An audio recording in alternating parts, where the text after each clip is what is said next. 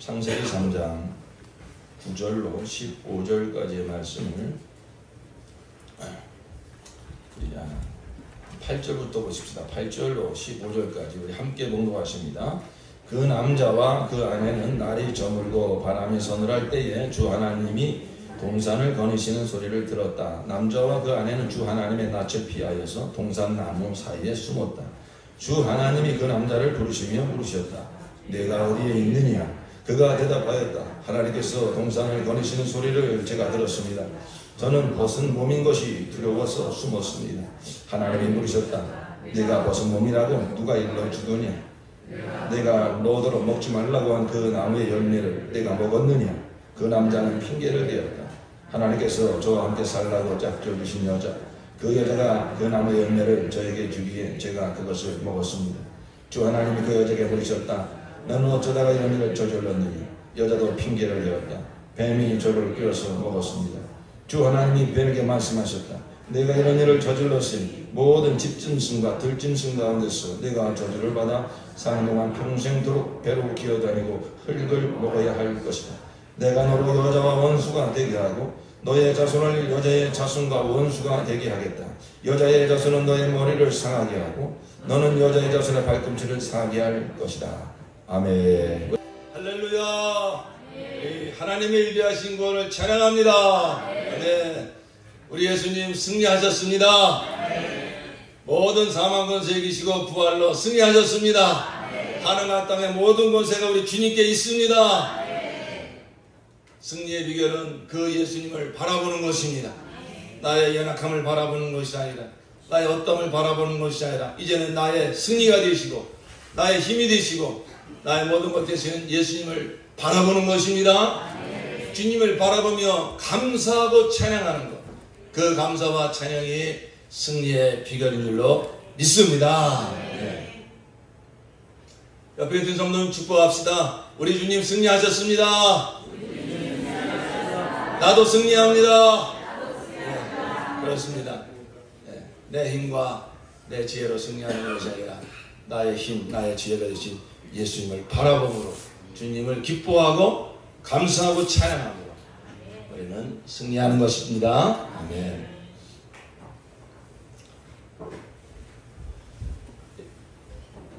학예수련회가 지금 주일 예배부터 시작이 된 것입니다. 예.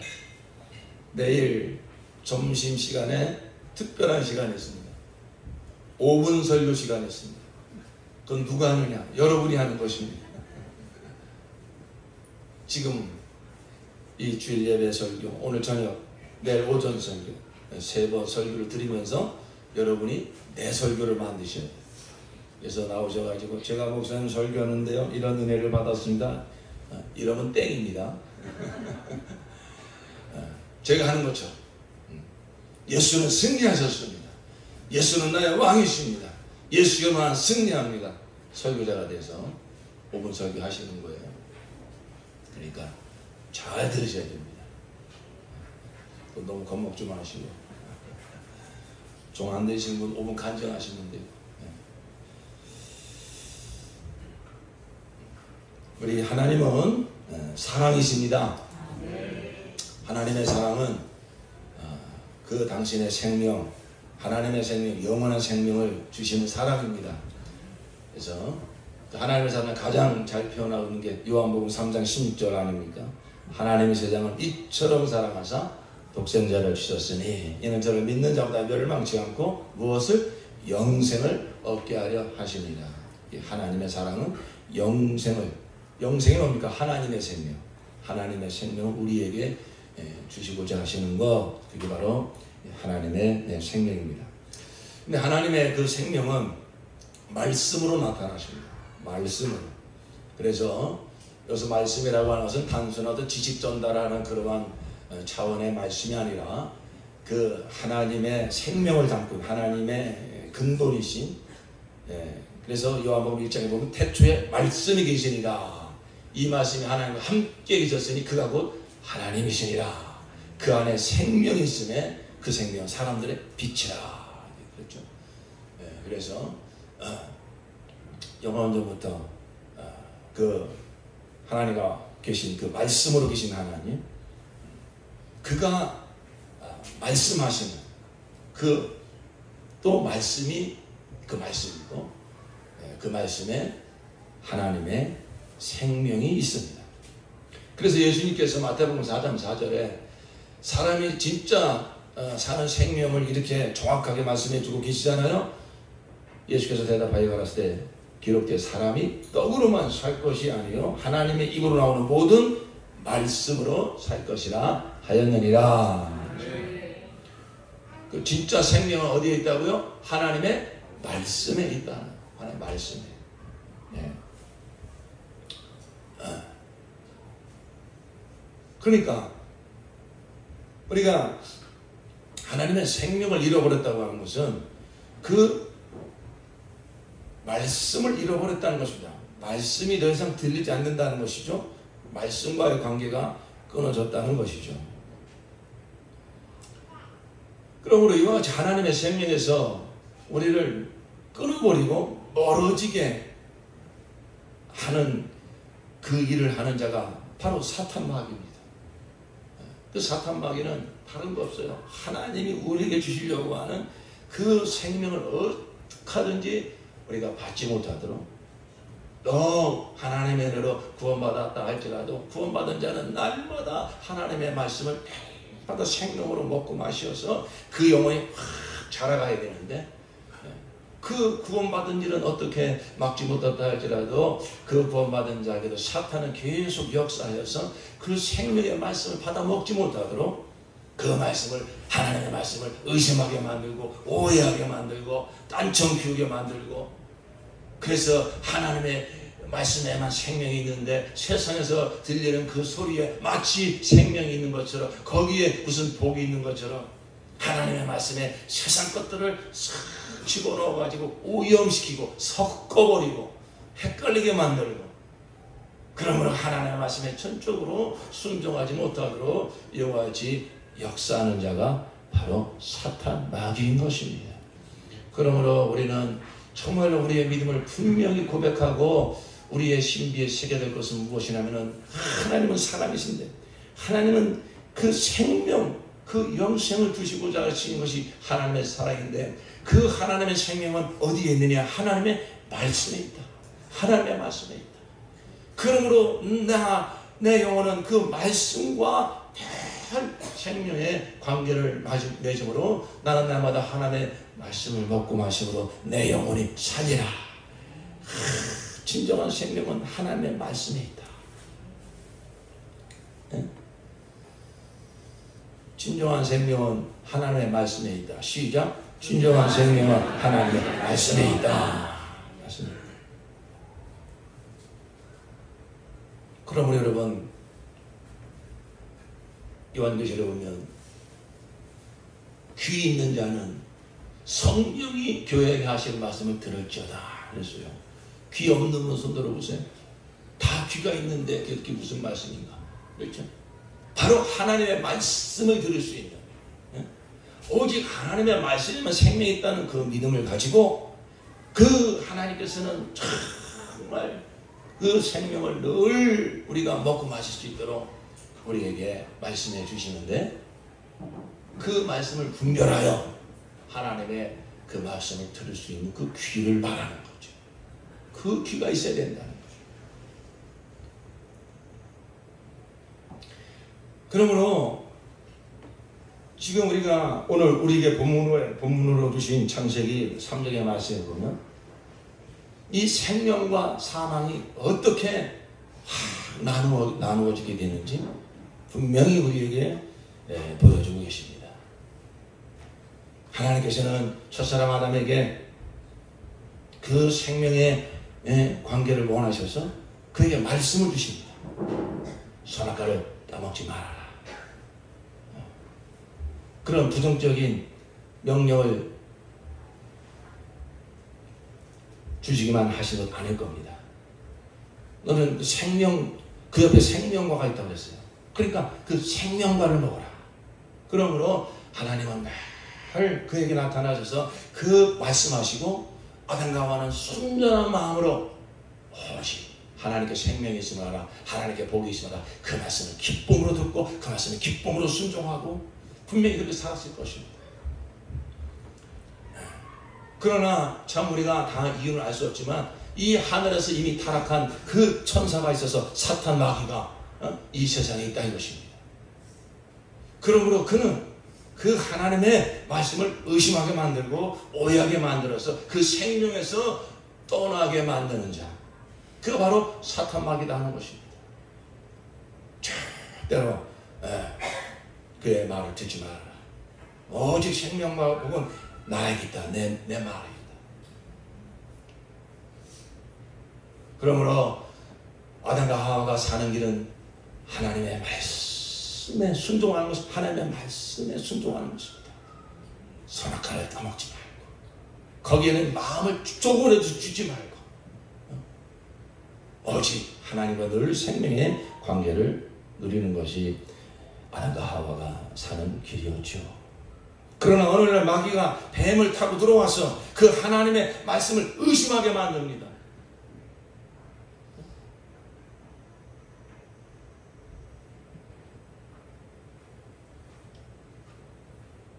뱀이 여자에게 물었다. 하나님이 정말로 너희에게 동산 안에 있는 모든 나무의 열매를 먹지 말라고 말씀하셨느냐? 그러니까 벌써 이렇게 그 틈을 노리고 있는 거죠. 베드로전서에 보면 마귀는 어떤 자라고요? 아주 그 사탄은 너희가 깨어있어라, 근신하라, 깨어라. 마귀가 우는 사자같이 두루다니며 삼킬 자를 찾느니라 그랬어요. 그러니까 마귀는 어떻게 하든지 뭔가 비집고 들어갈 틈이 없는가. 우리 안에 하나님을 사랑하는 마음이 충만하여 하나님의 정말 말씀을 기뻐하고 순종하는 심령이 충만하면 마귀가 들어올 틈이 없습니다. 남편과 아내가 정말로 서로 신뢰하고 순종하고 사랑하면 그 어떤 바람 피우는 그 논팽이가 들어올 틈이 없습니다. 그런데 벌써 어느 순간에 틈이 벌어지면 벌써 어떤 증상이 나타납니까? 상대방이 하는 말이 그렇게 순전하게 들리질 않아요. 뭔가 고깝게 들리고 뭔가 의심하게 되고 뭔가 오해하게 되고 불편하게 들린다 이것이. 그러니까 마귀는 바로 그 아담과 하와를 늘 주시해보면서 그 하나님의 말씀에 대하여 뭔가 어느 순간 의심하는 순간이 오지 않을까, 오해하는 순간이 오지 않을까. 그 하와의 마음에 벌써 그 틈이 벌어지니까 그 틈을 놓치지 않고 마귀가 찾아와서 툭 던져보는 것입니다. 정말로 하나님이 정말로 너희에게 동산 안에 있는 모든 나무 열매를 먹지 말라고 말씀하셨느냐. 여기에는 뭔가 하나님에 대한 불평, 불만의 그러한 생각이 들어있는 질문을 던지고 있는 것 아닙니까? 그만 여자가 하나님과 온전한 관계를 맺고 있었다면 그 벌써 이렇게 뱀을 타고 들어와서 그 하나님에 대하여 이렇게 뭔가 딴지를 걸고 뭔가 오해를 하고 의심을 사는 그 말을 던질 때에 이 사탄아 어디서 수작을 부리는 거야, 내게서 당장 떠나가 하고 물리쳐 버렸을 것입니다. 그러나 벌써 그의 마음이 틈이 벌어졌기 때문에 그 말이 쑥 들어온다 이것입니다. 그는 거기에 대응을 합니다. 거기에 이렇게 화답을 합니다. 우리는 동산 안에 있는 나무의 열매를 먹을 수 있다. 그러나 하나님은 동산 한가운데 있는 나무의 열매는 먹지도 말고 만지지도 말라고 하셨다. 어기면 우리가 죽는다고 하셨다. 벌써 그 하와의 마음에 하나님을 향한 뭔가 불평불만, 하나님에 향한 뭔가 의심의 마음이 있으니까 그 하나님의 말씀에다가 자기의 생각을 덧붙인다. 먹으면 죽는다고 그랬지 언제 만지지도 말라고 그랬습니까? 하나님께서 거기에 자기의 생각을 덧붙인다. 하나님이 먹지도 말고 만지지도 말라고 그랬다. 뭔가 하나님에 대한 불평설인 그러한 마음이 들어가 있지 않습니까? 그 틈을 놓치지 않고 마귀는 쐐기를 박습니다. 너희는 절대로 죽지 않는다.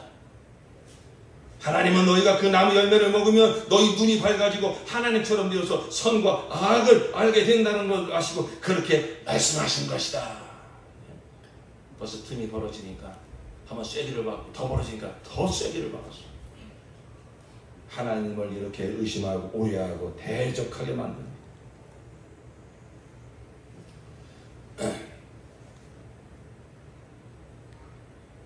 그래서 결국 하와가 그 선악과를 따먹고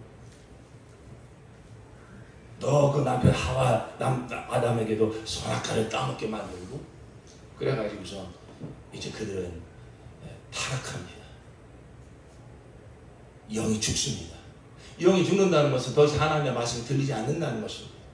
영이 사는 법은 하나님의 말씀이 들려야 되고 하나님의 말씀을 우리가 순종하고 따라갈 때 우리의 영이 사는 것인데 그게 진짜 사는 것인데 영이 딱 죽으니까 하나님과의 관계가 끊어지고 더 이상 하나님의 말씀이 들리지 않습니다.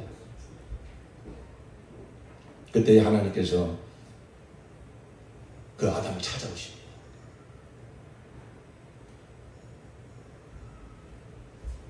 그 남자와 그 아내는 날이 저물고 바람이 서늘할 때에 주 하나님의 동산을 거니시는 소리를 들었다. 하나님 어떤 형태로 이렇게 동산에 나타나시는지 모르지만 늘 이렇게 나타나셔서 아담과 하와를 만나주시고 함께 교제하시고 그러한 관계가 있었다는 것을 우리가 알 수가 있습니다. 하나님은 여느 때와 다름없이 그 동산 안에 그렇게 임재하셨습니다. 그런데 아담과 하와는 그 하나님을 맞이하는 그들의 마음과 자세가 이제 이전 같지 않습니다. 남자와 그 아내는 주 하나님의 낯을 피하여서 동산 나무 사이에 숨었다. 자식들이 엄마 아빠한테 잘못하면 개똥아 부르면 그냥 자기도 모르게 그냥 놀라가지고 왜요? 자꾸 피한다. 잘못한 게 없으면 엄마 밥해줘 하고 그냥 서스럼 없이 엄마를 부르고 엄마가 개똥아 부르면 아이고 엄마가 또 무슨 뭐 맛있는 거 해주려나 예 하고서 얼른 달려가지고 그러나 벌써 관계가 깨지고 뭔가 잘못한 게 있습니다. 제가 초등학교 4학년 때인가 하도 과자를 먹고 싶어가지고 저희 어머님 주머니에서 그때 돈 30원인가 훔쳤어요. 학교 앞 문방구에서 과자를 사먹을 때까지 너무너무 행복했습니다. 그때부터 제 마음이 얼마나 힘들고 어두워지든지 집에 가기가 싫어요. 저는 늦게 집에 가는데도 괜히 빙빙 돌고 저희 부모님 눈치를 보고 가까이 가기가 힘듭니다. 바로 지금 이렇게 하나님과 이 첫사람 아담 사이가 이렇게 벌어졌습니다. 그때 하나님께서 그 남자를 부르십니다. 내가 어디에 있느냐? 아담아, 내가 지금 어디에 있느냐? 하나님께서 지금 몰라서 물어보실까요? 아담이 어디 숨었는지 몰라서 지금 숨바꼭질 하시는 겁니까? 다 아시죠. 벌써 그가 범죄한 것도 알고 선과 따먹은 것도 압니다. 그 마음에 벌써 그 두려움이 드는 것도 압니다. 근데 하나님께서 물어보십니다. 아담아, 너 지금 어디 있느냐? 하나님께서 다 아시면서 왜 부르실까요? 왜 물어보실까요?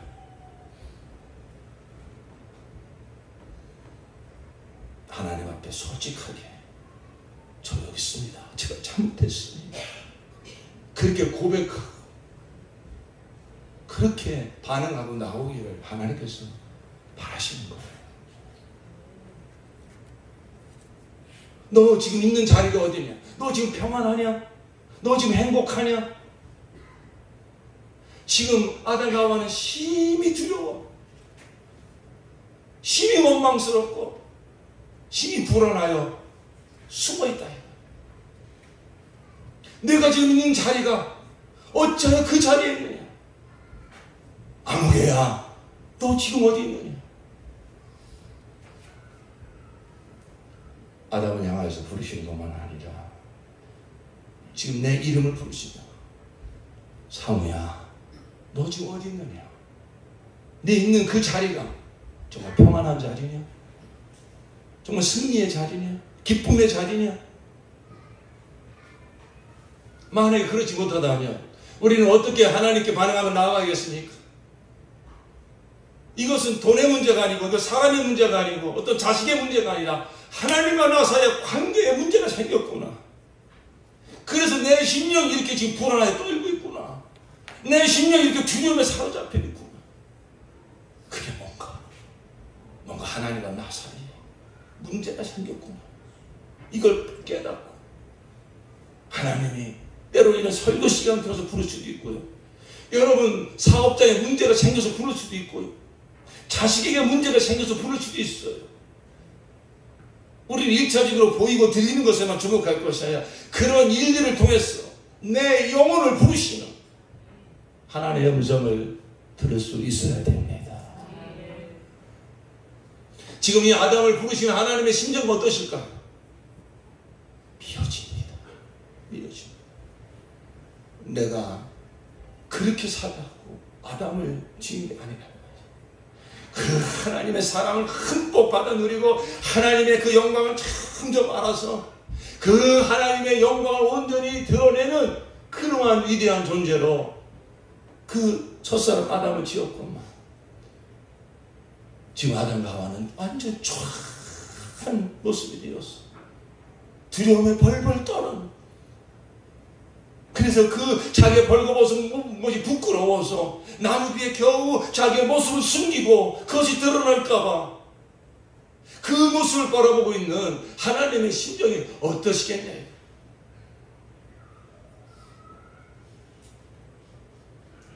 내가 그 사랑하는 자식이 그저 배 아파 나서 참 맛있는 거 먹이고 좋은 옷 입히고 내 있는 정성을 다하여 키우던 자식이 어느 날 못된 놈한테 납치를 당해가지고 있어. 어느 저 섬에 가서 노력살이 하고 있다는 얘기를 듣고 부랴부랴 찾아가 보니까 반갑지도 않은 학고방 같은 곳에서 거기서 그냥 매를 맞고 온몸이 피투성이가 되어서 어쩔 수 없이 끌려가면서 일하고 있는 그 자식을 본다면 부모의 마음이 어떻겠냐. 어린이 하나님의 심정을 느낄 수 있어야 돼요. 그런데 그 찾으시는 하나님의 그 말씀에 이 아담이 뭐라고 대답을 합니까? 10절 말씀 다 함께 읽겠습니다. 시작. 그가 대답하였다. 하나님께서 동산을 거느시는 소리를 제가 들었습니다. 저는 벗은 몸인 것이 두려워서 숨었습니다. 솔직한 얘기를 한 거예요. 저는 벗은 몸인 것이 두려워서 숨었습니다. 지금 두려움에 사로잡혀 있어요. 하나님의 영광이 확 떠나가니까 그냥 있는 모습 그대로 초라한 모습 그대로 확 노출이 돼버리니까 자기도 스스로 깜짝 놀랐어. 너무 두려워, 너무 부끄러워 지금 나무에 숨어 있습니다. 그때 하나님께서 그에게 말씀하십니다. 11절 다 함께 시작. 하나님이 물으셨다. 내가 벗은 몸이라고 누가 일러주느냐? 내가 너더러 먹지 말라고 한 그 나무 열매를 내가 먹었느냐? 내가 벗은 몸이라고 누가 일러주더냐? 너 지금 벗은 몸이 됐다고, 부끄러운 모습이 됐다고, 초라한 모습이 됐다고 지금 그 깨달아서 그걸 알아서 나무 뒤에 숨어 있는데 그걸 누가 알려줬냐? 너 그거 어떻게 알았냐? 무슨 말씀이죠? 그걸 알게 된 것은 누가 일러줘서 알게 된 게 아니라 선악과를 따먹으니까, 하나님 말씀에 불순종했으니까 그 순간에 부끄러움이 오고 두려움이 오고, 그래서 지금 그러한 삶에 처해져 있다 이것입니다. 그러니까 하나님께서 바로 묻습니다. 내가 너를 먹지 말라고 한 그 선악과 너 먹었냐? 하나님 다 아시면서 물어보시는 거예요. 왜 하나님께서 아시면서 계속 이렇게 물어보실까요? 지금이라도 솔직하게 맞습니다. 하나님, 제가 따먹지 말라고 선악과를 따먹었습니다. 내가 불순종했습니다. 내 악한 자 마귀에게 속았습니다. 내가 선악과를 따먹었습니다. 제가 잘못했습니다. 솔직하게. 비록 타락했지만, 비록 두려움에 떨고 있지만 있는 모습 그대로 하나님께 고하며 나아오기를 하나님이 원하시는 것이죠. 근데 여러분, 죄가 얼마나 무서운지 아십니까? 죄가 얼마나 무서운지 아십니까? 벌써 지금 아담과 하와에게 죄가 쑥 들어갔어요. 이 죄의 아비는 누구라고 그랬습니까? 요한에서 3장 8절 보니까 죄를 짓는 자는 마귀에게 속하나니 저는 처음부터 범죄함이니라. 하나님의 아들이 나타나신 것은 마귀를 멸하려 하심이니라. 여러분, 죄의 아비가 누구라고요? 마귀입니다. 이 죄의 속성은 마귀 속성이에요. 여러분, 이 죄가 첫사람 아담에게 쑥 주입이 됐어요. 그리고 그 죄가 모든 인류에게 다 유전됩니다. 모든 사람은 태어날 때부터 첫사람 아담의 후손으로 태어나고 그 죄성, 마귀 속성을 가지고 태어나는 거예요. 요한복음 8장 43절에 세번 역성이 아주 정확하게 해놨습니다. 어찌하여 너희는 내가 말하는 것을 깨닫지 못하느냐. 하나님의 아들 예수께서 오셔서 내가 너희들 말이 진리요 생명인데, 예수께서 그 생명의 말씀을 해도 하나님을 잘 믿는다고 하는 그 유대인들이, 그 종교 기득권자들이, 그 바리새인들이 하나님께 나오지 않아요. 그 말씀을 듣지를 않아요. 예수의 말씀이 진리건만. 그런데 그 원인을 예수께서 이렇게 말씀하십니다. 그것은 너희가 내 말을 들을 수 없기 때문이다. 너희는 너희 아비인 악마께서 났어. 또 그 아비의 욕망대로 하려고 한다. 그는 처음부터 살인자였다. 또 그는 진리 편에 있지 않다. 그것은 그 속에 진리가 없기 때문이다. 그가 거짓말을 할 때에는 본성에서 그렇게 하는 것이다. 그는 거짓말쟁이며 거짓의 아비이기 때문이다. 그런데 내가 진리를 말하기 때문에 너희는 나를 믿지 않는다. 누가 사람을 이렇게 이 모양 만들어 놨습니까? 무엇이 사람을 이 모양으로 만들어 놨습니까? 왜 진리의 길을 듣지 않고 자기의 일을 살리는 생명의 말씀에는 귀를 열지 않고 사실은 그 멸망의 자리로 끌고 가는 그 사탄이 하는 말에는 귀를 이렇게 잘 여냐 이거예요. 무엇이 이렇게 만들어 놨습니까? 죄가 이렇게 무서운 거예요. 이 죄는 마귀 속성, 사탄의 속성이에요. 이 죄에 오염되면요, 자기가 지은 죄를 솔직하게 인정하지 않습니다. 변명합니다. 책임 전가합니다. 다 이유가 있습니다. 죄가 잘못됐습니다. 내가 죄인입니다. 이렇게 고백하고 나오지를 않아요. 죄가 그렇게 한다니까요. 내가 그렇게 한 데는 다 이유가 있어. 너도 그 할 말 다 할 수 있어. 너도 할 만큼 한 거야.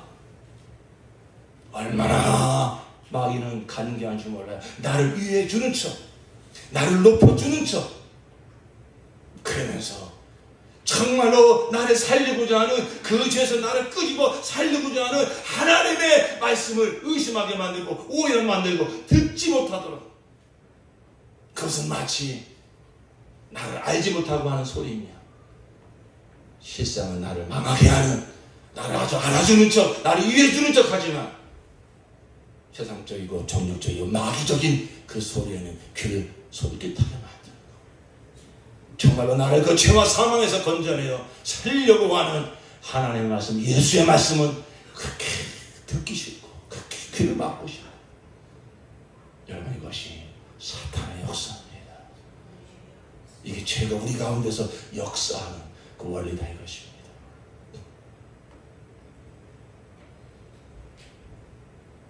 12절 말씀 다시 한번 읽읍시다. 그 남자는 핑계를 대었다. 하나님께서 저와 함께 살라고 짝져주신 여자, 그 여자가 그 나무의 열매를 저에게 주기에 제가 그것을 먹었습니다. 아담아, 내가 지금 어디 있느냐? 저 지금 두려움에 자겠습니다. 너무 힘듭니다. 너무 사는 게 힘듭니다. 돈이 없었어. 건강을 잃어버렸어. 자식의 속을 썩였어. 내 원하는 대로 되지 않았어. 아니라, 그게 아니라 진정한 생명과 복은 돈에 있는 것이 아니고 사람에 있는 것이 아니라 하나님에게 있습니다. 지금 내가 두려움에 떨고 있으면, 내가 지금 불안에 떨고 있으면, 보이는 사람, 보이는 물질 때문에 힘들어 죽을 것 같으면, 하나님의 사람들은 그게 진정한 문제가 아니라 나의 진정한 생명과 복이 되신 하나님과의 관계에 문제가 생겼기 때문에 지금 그러한 자리에 있다 할 것입니다. 하나님께서 그걸 드러내려고 하시는 거예요. 그걸 고백하기를 원하시는 거예요. 그러면 그때 우리가 사는 길은 무엇이냐면은 변명하는 게 아니라, 핑계하는 게 아니라, 책임을 전가하는 게 아니라, 주님, 하나님과 나 사이에 뭐가 문제가 생겼군요. 제가 뭘 잘못했는지 깨닫기를 원합니다. 회개하기를 원합니다. 그래서 하나님과의 관계가 회복하기를 원합니다. 주여, 제가 잘못했습니다. 남편이 잘못이 아니고, 부인의 잘못이 아니라, 자식의 잘못이 아니라, 내가 지금 심령이 이렇게 두려운 것은, 이렇게 벌벌 떨고 있는 것은, 이렇게 원망과 불평으로 가득 차 있는 것은 주님과 나 사이에 문제가 있기 때문입니다. 주님, 제가 잘못했습니다. 용서하여 주시옵소서. 깨닫게 하여 주시고 회개하게 도와주시옵소서. 하나님이 원하시는 답은 바로 그거예요. 그런데 사람들은 대부분 그렇게 반응하지 않아요. 지금 아담처럼 다 핑계를 댑니다. 저 억울합니다. 저 섭섭합니다. 저 할 만큼 했습니다. 더 이상 못하겠습니다. 이제 내 마음대로 살 겁니다. 이래나 저래나 하지 마십시오. 얼마나 이게 속고 있는 것입니까? 이제 우리는 그 배후에서 그런 마음과 생각을 집어넣어주는, 나를 위해 주는 것처럼 나를 멸망의 길로 끌고 가고 있는 이 영적 존재, 첫사람 아담에부터 역사하여 지금도 변함없이 우리 가운데서 역사하고 있는 이 악의 영, 우리의 싸움은 혈과 육이 아니요 정사와 권세와 어둠의 주관자들과 세상에는 악의 영들이라. 이 사탄 마귀 더러운 귀신의 존재를 확실히 깨닫고 더 이상 그 악한 마귀에 속지 말고 승리하신 예수 이름으로 몰아내고 승리의 삶을 살아가시기를 예수 이름으로 축원합니다. 여러분, 죄를 가볍게 여기시면 안 돼요. 정말 세상에 가장 무서운 게 뭐냐? 죄입니다. 죄.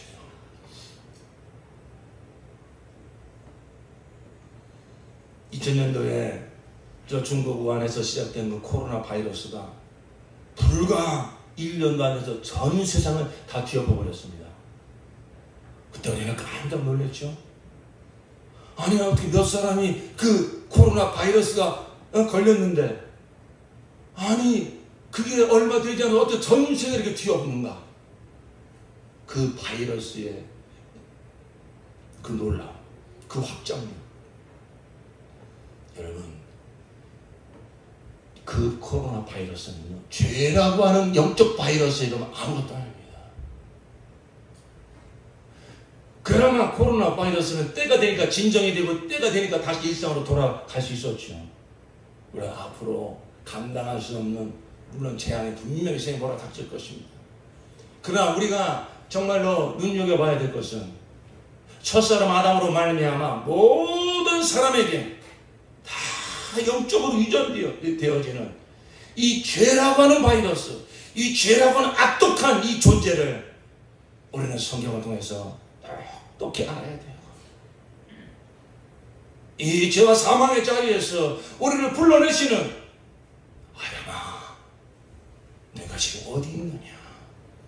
그 하나님의 음성을 들으시고 더 이상 죄에 속지 말고, 죄의 아비 사탄에 속지 말고, 나를 위해 주는 척, 나를 높여주는 척 하면서 하나님의 소리에 귀를 막게 만들고 세상 소리에 점점 끌려가게 만드는 사탄에게 더 이상 속지 말고 진리로 마귀를 대적하고 진리신 더 주님께 가까이 나아가는 저와 여러분 되어지기를 예수 이름으로 축원합니다.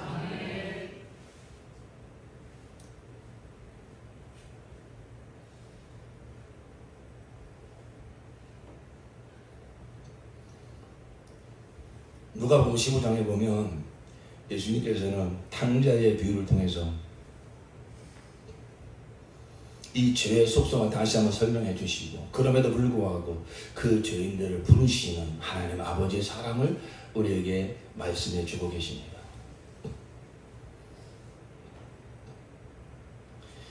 이 영의 타락은, 이 죄는 하나님의 음성을 듣기 싫어하게 만들어요. 오해하게 만들고 대적하게 만듭니다. 그리고 그 하나님에서 떠나게 만들었습니다. 그러나 하나님은 이러한 죄인들을 사랑하사 그때로부터 계속 우리를 부르십니다. 내게로 돌아와라. 회개하고 내게로 돌아와라. 여러분, 구약성경 읽으면서 수많은 인물들이 나오고 수많은 사건들이 나오지만 그 모든 사건과 모든 인물들을 통해서 그 배후에서 말씀하시는 하나님의 음성이 들리지 않습니까? 죄인들아, 회개하고 돌아와라. 회개하고 돌아와라. 선지자들이 시대마다 일어나서 많은 예언을 하고 많은 경고를 선포합니다. 근데 그들의 그 많은 선지자들의 많은 메시지가 있지만 공통적으로 한 문장으로 얘기하면 무엇입니까? 죄인들아, 회개하고 돌아와라. 회개하고 돌아와라. 하나님을 오해하지 마라.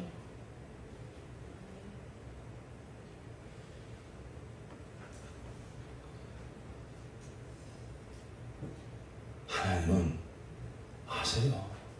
이 마귀가 얼마나 가난한 자인지, 그 죄가 얼마나 무서운 결과를 가져다 줄지, 이 죄가 사람들을 얼마나 오염을 시켜서 하나님에서 멀어지게 만들지 하나님은 아세요. 그러나 하나님은 우리를 인격적 관계를 맺기를 원하시기 때문에, 그렇다고 해서 막 우리가 막 머리를 깨부수면서 내가 죄인인 거 알아라 이렇게 윽박지르면서 돌아오게 하지 않습니다. 그건 돌아오는 게 아닙니다. 또 나갑니다. 그러니까 하나님께서는 벌써 그 죄가 첫사랑 아담에 들어가 마귀 속성이 들어가 벌써 핑계를 대고 변명을 하고 책임을 전가하고 하나님을 원망하는 그 죄성이 확 드러난 걸 보면서 이 죄가 세상을 다 오염시키고 하나님께서 멀어지게 하는 역사가 계속 일어날 것을 아십니다. 그런데 거기서 하나님께서 놀라운 구원의 계획을 말씀하십니다. 우리 15절 말씀 시작.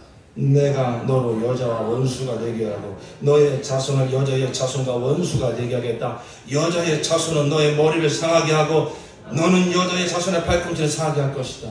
이걸 원시 언약이라고 해요. 여기에 복음이 들어있어요.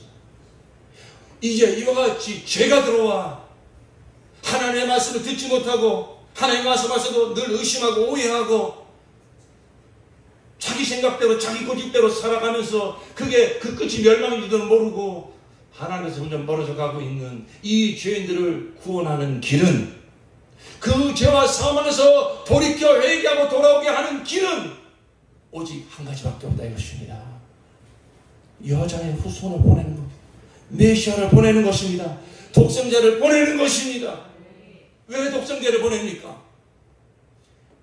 너 그거 죄야. 그거 깨닫게 하시려고요. 그건 이미 율법으로 깨닫게 하셨어요. 먼저 독생자를 보내기 전에 율법을 먼저 주신 것은 죄악 중에 살면서도 그게 죄인지도 모르고 하나님을 모독하는 줄도 모르고 멸망인 줄도 모르는 자들에게 정죄하시려고. 너 그거 죄야. 너 죄인이야. 그 죄까지는 사망이야. 죄와 사망의 법, 율법입니다. 그래서 내가 죄인 걸 깨닫게 하십니다. 우리는 내가 죄인이구나 깨닫기만 해서 이 죄에서 해방될 수 있는 것이 아닙니다. 그렇기 때문에 하나님께서 우리를 이 죄와 사망에서 돌이켜 회개하고 돌아와 그 죄와 사망에서 완전한 해방을 얻고 하나님이 우리를 사랑하사 정말로 주시고자 하는 하나님의 생명, 하나님의 이제는 의와 덧붙이, 누구도 그에게 주신 생명을 빼앗아갈 수 없도록, 그 생명의 관계를 누구도 끊을 수 없도록 하나님의 이가 완전히 이루어진 그 생명을 주시고자 하나님은 누구를 보내주셨습니까? 하나님의 아들 독생자 예수 그리스도를 보내주셨습니다. 이게 바로 하나님의 구원의 역사입니다. 그래서 하나님께서는 첫사람 아담에게 벌써 여인의 후손이 올 것이다. 갈라디아서 4장 4절에 보면 때가 참에 하나님이 그 아들을 보내사 여인의 후손으로 율법 아래 오게 하신 것은 율법 아래에 있는 우리들을 속량하려 하시니 이는 우리로 아들의 명분을 얻게 하려 하시느니라.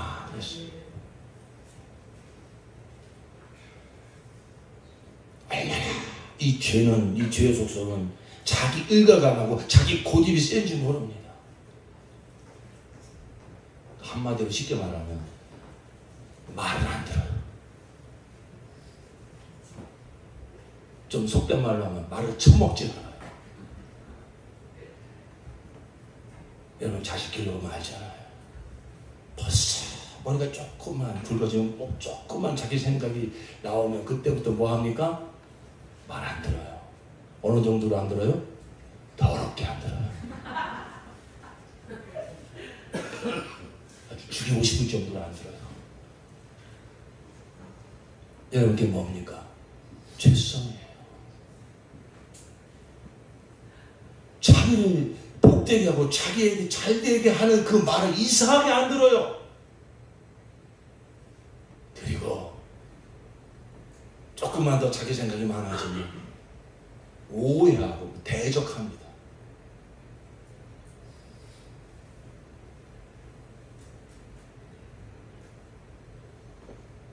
그래서 그런 자식들을 부모가 되려면 가슴앓이 할 수밖에 없어요.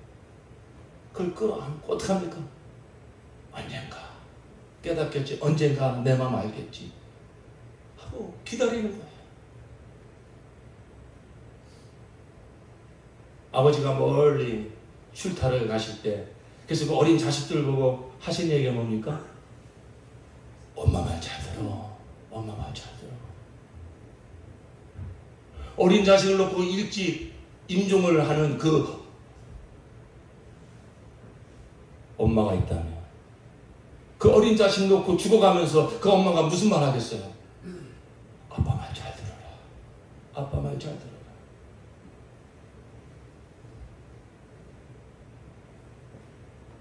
여러분 이게 죄성이라고요. 말을 안 듣는지 몰라요. 자기를 살리는 말에 그렇게 귀를 닫는지 몰라요.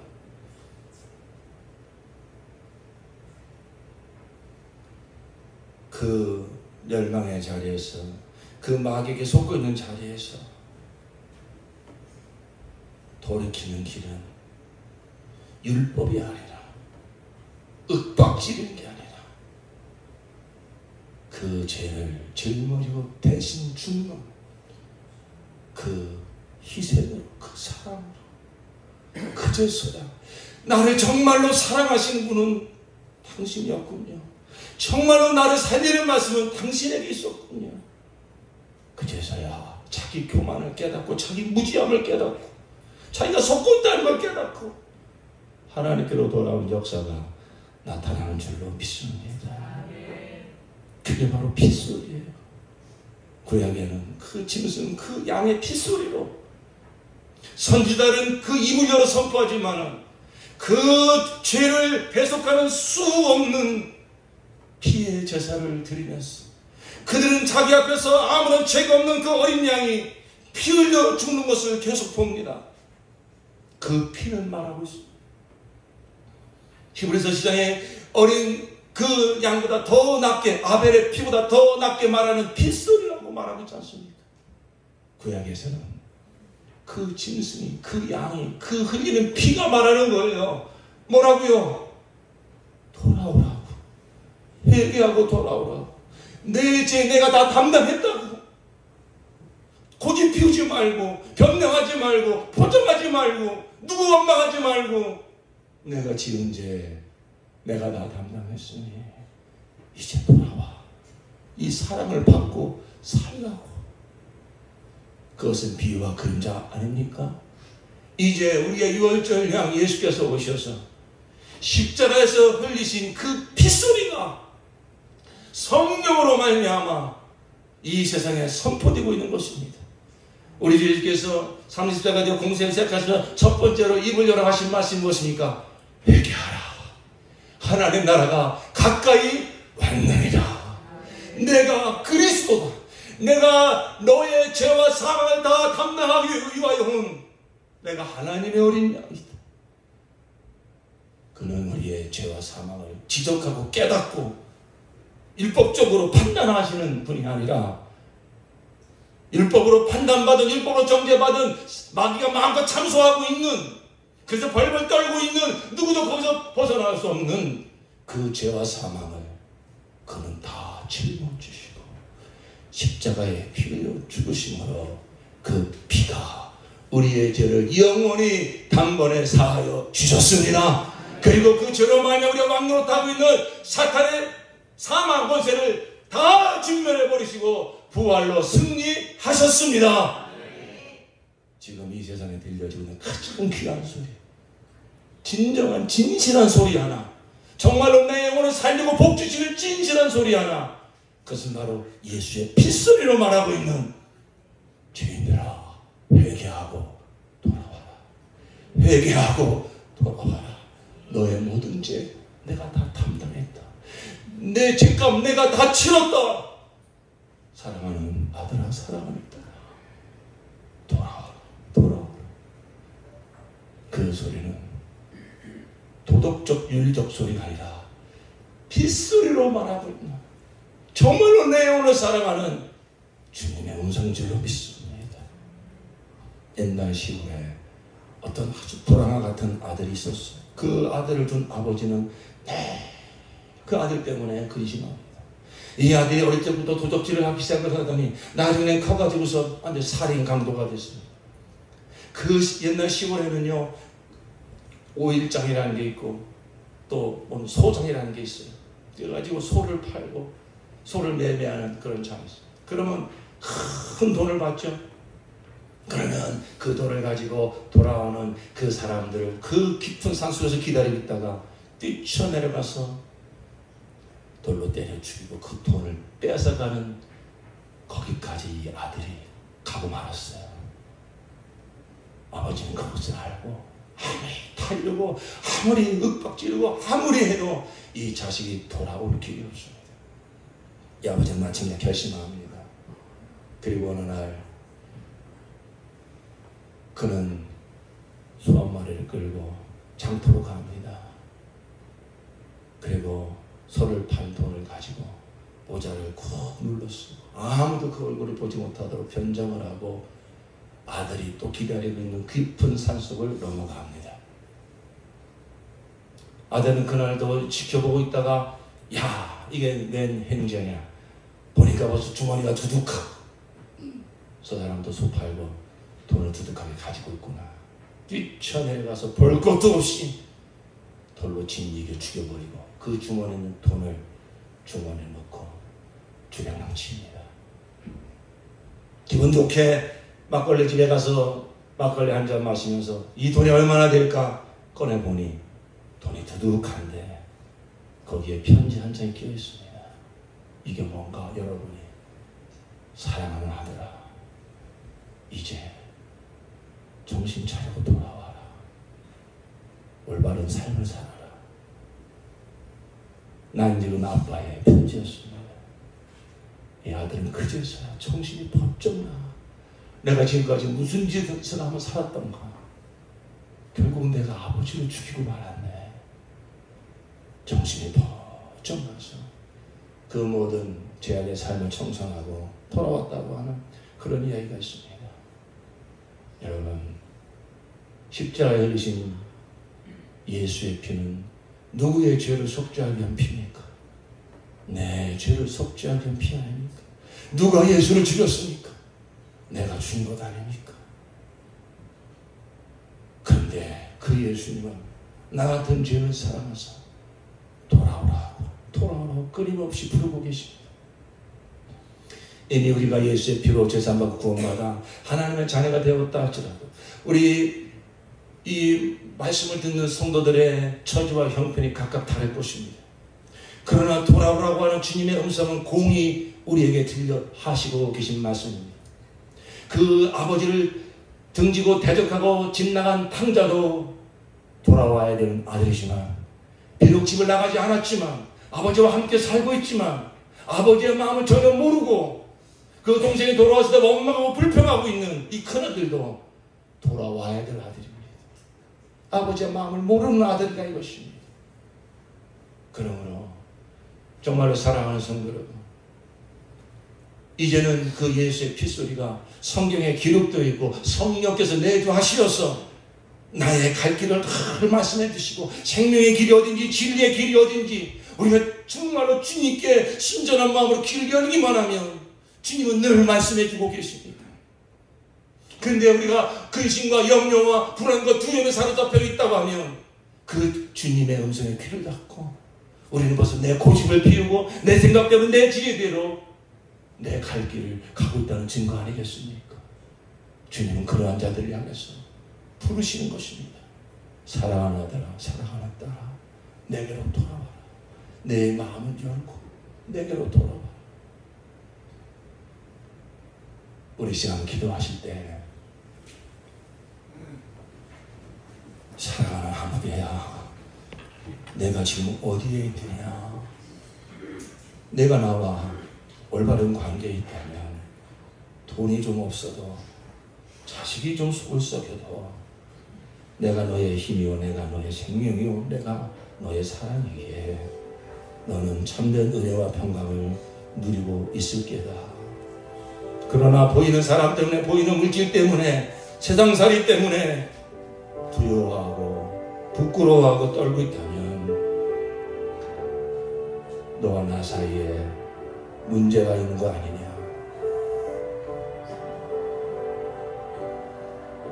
수고하고 무거운 짐짐자들아, 다 내게로 내가 너희를 쉬게 하리라. 주님, 언제부턴가 주님의 음성에 내가 귀를 막고 주님의 말씀에 의심을 하고 주님의 말씀을 오해하고 들으면서도 듣지 못한 척 딴청을 피우며 그건 생명의 길이 아닌 것 같다고, 그건 복의 길이 아닌 것 같다고 세상 사람들이 하는 소리에 귀를 기울이고 살고 있었습니다. 주님 돌아갑니다. 주님 정말로 내 영혼을 책임져 줄 분은 진정한 나의 생명과 복은 나 같은 여인의 십자가에 옆에 흘려 죽으시고 이제는 성령으로 임마누엘 하사 지금도 오래 참으시며 나에게 말씀하시는 주님밖에 없습니다. 주님, 오늘 이 시간 이번 하객수련을 통해서 내가 오직 주님의 음성에만 집중하겠습니다. 주님의 말씀을 내가 듣겠습니다. 내가 마음을 열고 주님께 돌아가겠습니다. 주여 나를 받아주시옵소서. 주여 나를 받아주시옵소서.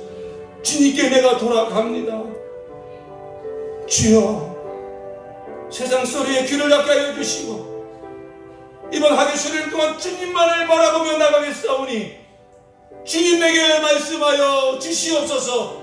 주님 내 영혼을 살려 주시옵소서. 우리 한번 주여 삼창하시고 동성으로 기도하시겠습니다. 주여